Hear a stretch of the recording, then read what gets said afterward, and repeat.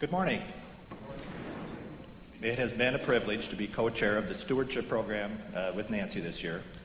We have a great committee, good ideas, and lots of energy. In my day job, I'm a banker. Frankly, I'd be much more comfortable up here talking about the church budget side of things. But instead, and maybe oddly enough, I'd like to share a few thoughts about good manners and simplicity.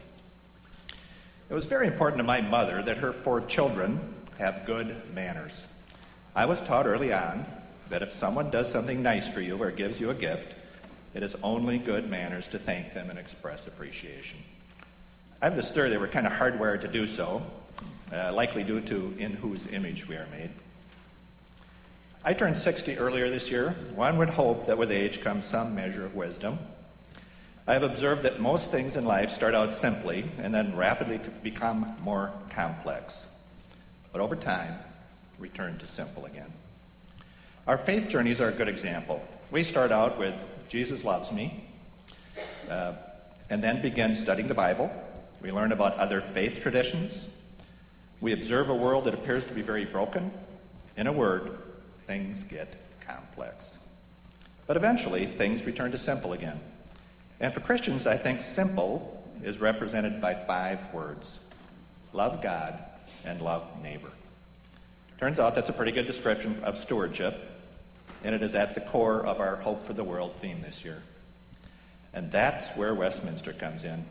This church's stock and trade is providing opportunities to love God and love neighbor.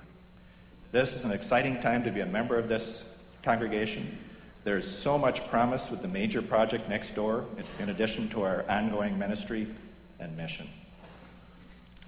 All our efforts to love neighbor can seem without end and become overwhelming.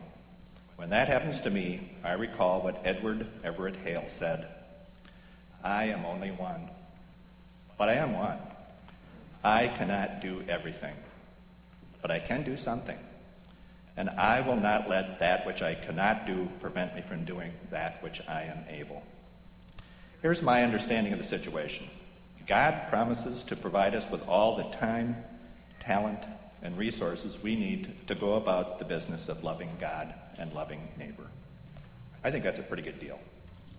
In that light, I would encourage all to take stock of the gifts we have and make a decision to do that which we are able. When you become involved in stewardship, I guarantee 3 things. First, you will make the world a better place, period. I can't think of a finer legacy for anybody. 2, you will satisfy your innate need and desire to give thanks to the giver of the gifts. And last but not least, my 89-year-old mother will be proud of you. After all, stewardship is simply good manners. Thank you.